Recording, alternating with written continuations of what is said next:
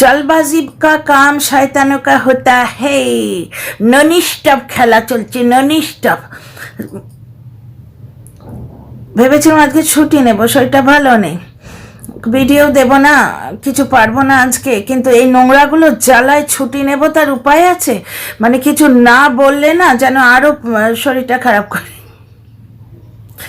আজকে আর একবার নোংরা বস্তাটা খুললাম। নোংরা ব্লগারটা নোংরামো করছে বসে বসে আমার গল্পের কাল্পনিক নায়িকা মীনা সুন্দরী তৈরি করে দেয়া চ্যানেলে আর দিদি দেয়া প্ল্যাটফর্মের ওপর বসে কি বলছে, যারা তাড়াতাড়ি কাজ করে তারা শয়তানের রূপ, আর যারা ধীরে ধীরে কাজ করে তারা হচ্ছে কুঁড়ের বাদশা জলনদীপ।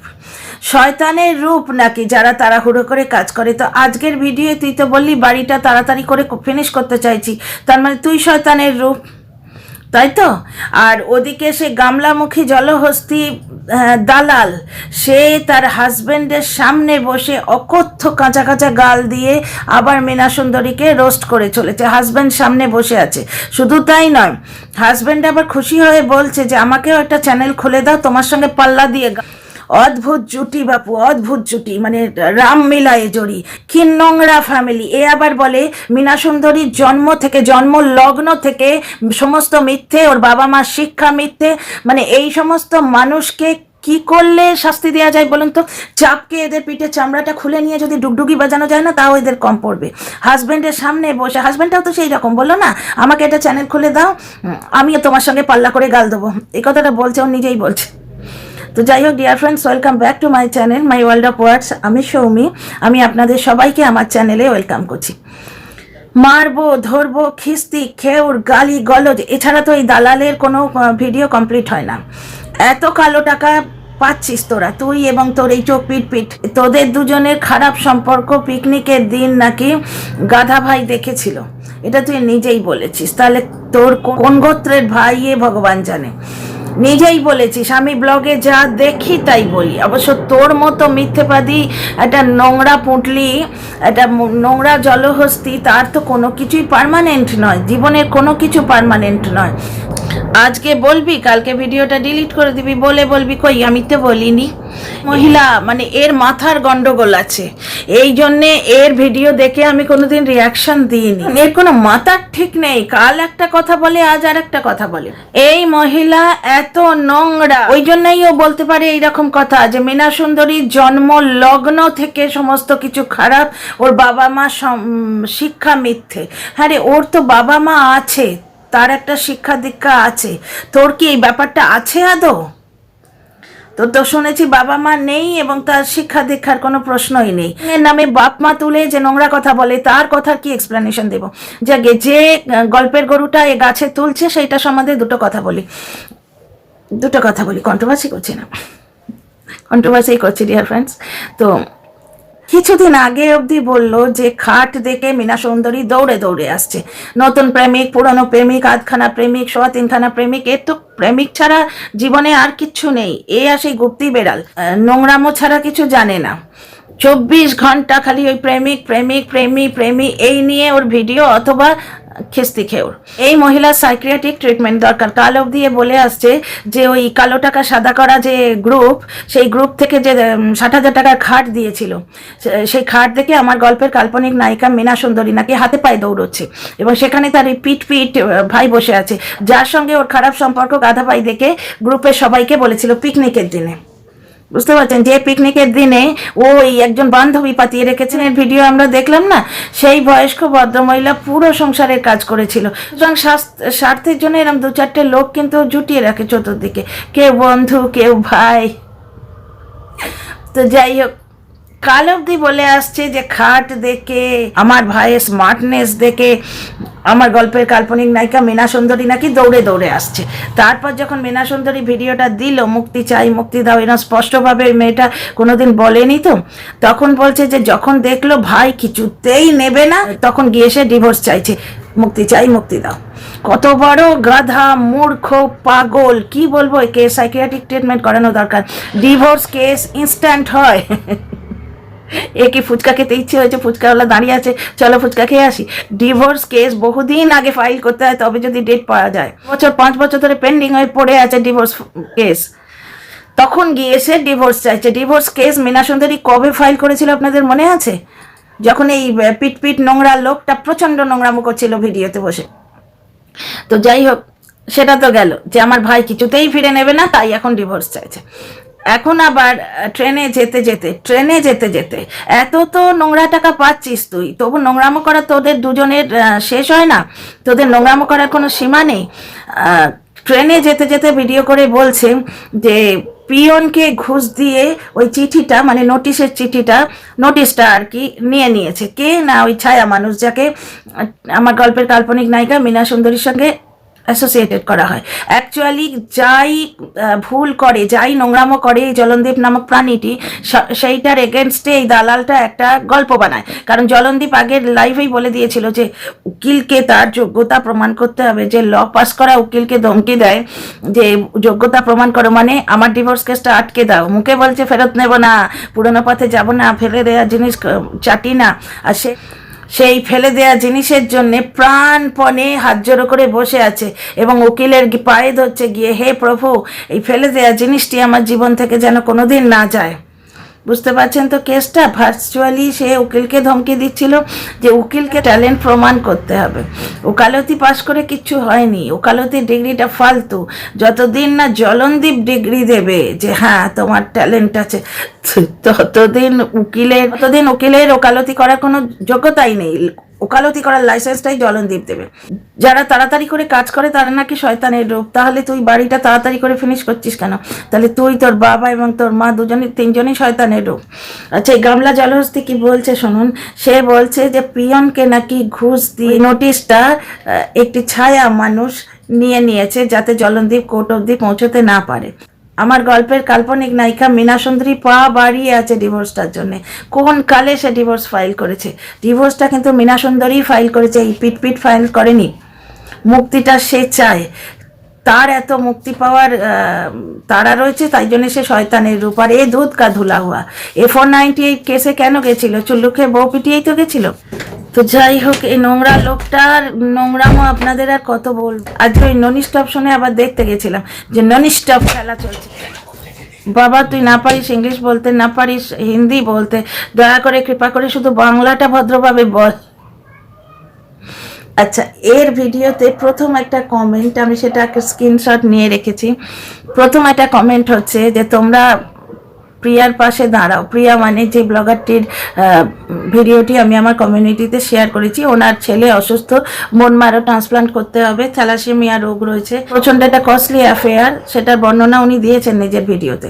তা আমার বক্তব্য হচ্ছে, যে সমস্ত বিদেশি ডোনাররা এই রকম নোংরা একটা লোককে 60,000 টাকার খাট দেয়, তারা কি এই প্রিয়ার ব্লগ দেখে না? বা এই ধরনের কোনো ব্লগই তারা দেখে না? তারা এই জলহস্তি আর এই নোংরা লোকটিকেই চেনে শুধু।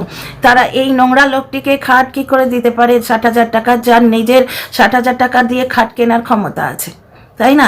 খাড়ে 5 লাখ টাকা চুরি করে তো বসে আছে, সেই 5 লাখ টাকা দিয়ে বাইকও কিনেছে। 5 লাখ টাকা যে চুরি করেছিল মিনার অ্যাকাউন্ট থেকে, মিনার হকের টাকা, মেহনতের টাকা, মিনা যে প্রমোশনগুলো করেছিল, সেগুলো তো আপনারা নিজেরাও দেখছেন ওর চ্যানেলে।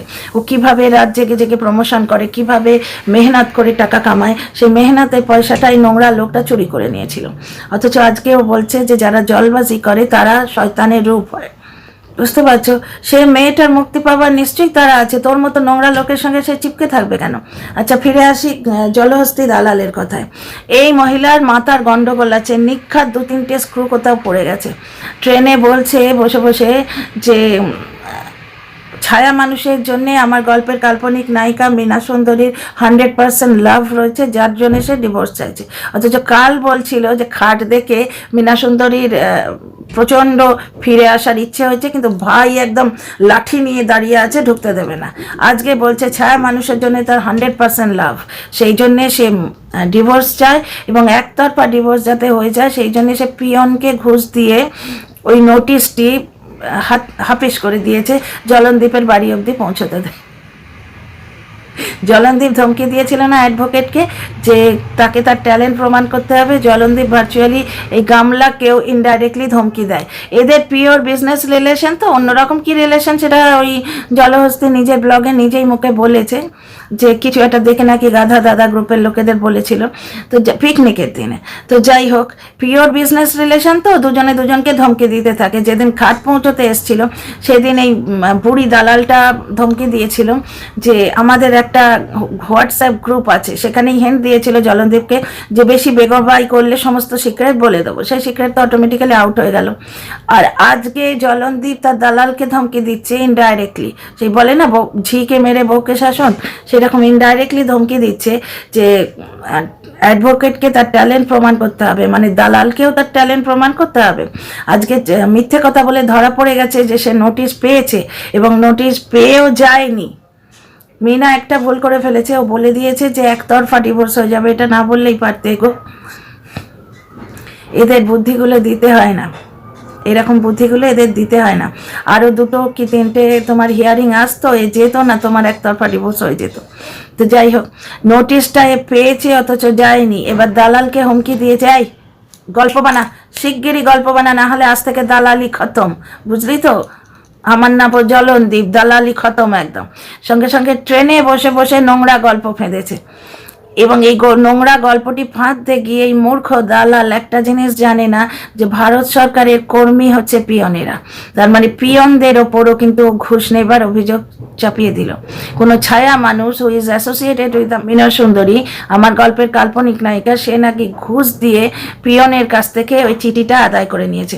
তা আমার জিজ্ঞেস করার ইচ্ছে হয় এই নোংরা মূর্খ পাগল দালালকে যে হ্যাঁ রে, টাকা দিয়েছে ছায়া মানুষ আর টাকা নিয়েছে পিয়ন, তা তুই জানলি কি করে রে? ছায়া মানুষ না পিয়ন, কে তোর প্রেমী? ওই যে এরকম করে করে সবসময় প্রেমী প্রেমী করে নিজের পাগলাম ওর প্রমাণ দিস।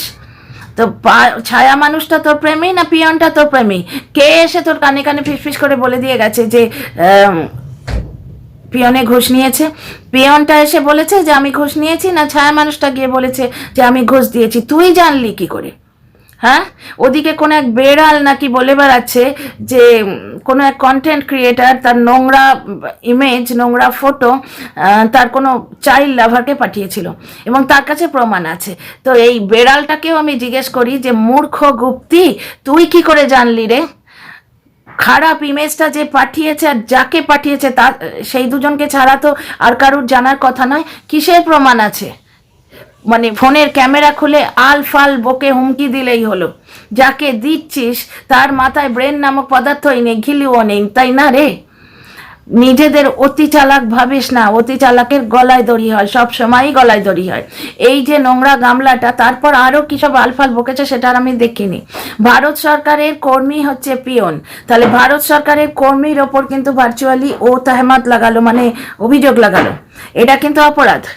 এই ভিডিওটি ডাউনলোড করে কেউ যদি থানায় গিয়ে জমা দেয় না, তাহলে কিন্তু এই চলন্ত ট্রেন থেকে একে কান ধরে টেনে নামিয়ে নিয়ে আসবে। এই 24 ঘন্টা বলে না যে চুলের মুঠি ধরে ঘুরিয়ে দেবো, এই ভিডিওতেও বলেছে ওই গাধা দাদার সম্বন্ধে, চুলের মুঠি ধরে ঘুরিয়ে দেবো, ঠাস ঠাস করে চড় মারবো, এই ধরনের কথা বলে।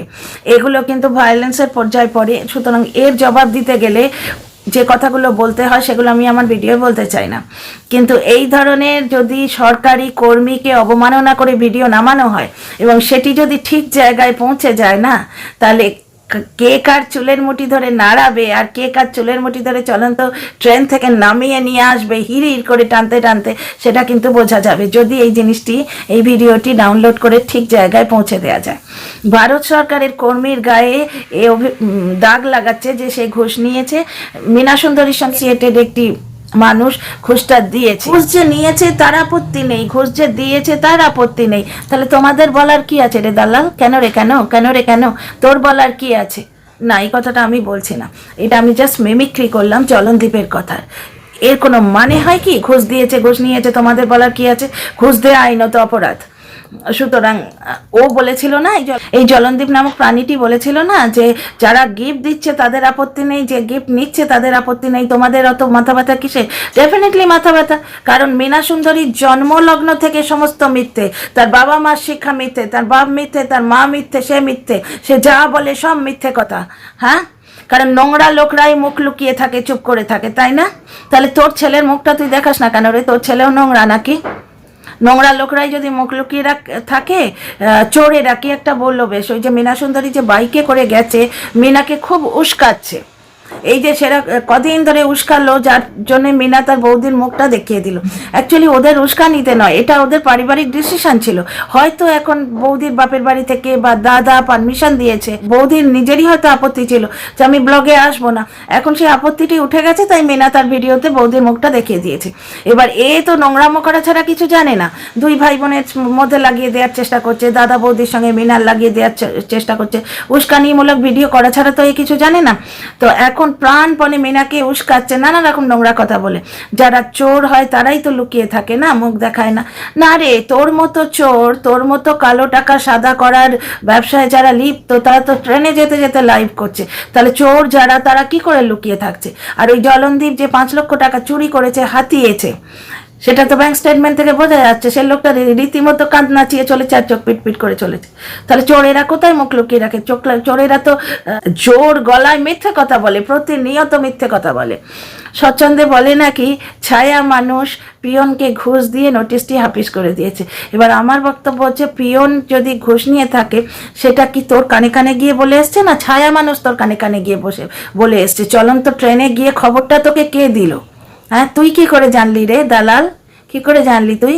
এই দালালের বাকি ভিডিওর এক্সপ্লানেশন দিলে না নিজেরই মানে মুখ নষ্ট হয়। এর কথার কোনো মানে নেই। ঠাকুমার ঝুলির কথারও যদি তুমি কোনো বেসিস পাও যে হ্যাঁ এইরকম একটা ঘটনা ঘটেছিল, কোথাও বোধহয় লাল কমল নীলকমল নামক দুটি ছোট্ট ছোট্ট রাজকুমার ডিম ফুটে পয়দা হয়েছিল, কোথাও হয়তো এরকম ঘটেছিল। ঠাকুমার ঝুলির গল্পেরও কোথাও না কোথাও এক্সপ্লানেশন পাওয়া যায়। দালালের নোংরা গল্পের, দালালের মিথ্যে কথার কোনো তোড় নেই। মানে এর বোধহয় মিথ্যে কথার ফ্যাক্টরি আছে, জাস্ট কলটা টেপে আর হুড়ুর করে বেরিয়ে আসে। এই রকম মিথ্যে গল্প তৈরি কি করে রে ভাই? একে তো অ্যাওয়ার্ড দেওয়া উচিত। সেই ভিডিওতে এইটুকুই, আর লম্বা করছি না ভিডিওটা। অবাস্তব কথাগুলো দালাল বলেছে, তার এক্সপ্লানেশন নেক্সট ভিডিওতে দিচ্ছি। See you in the next video.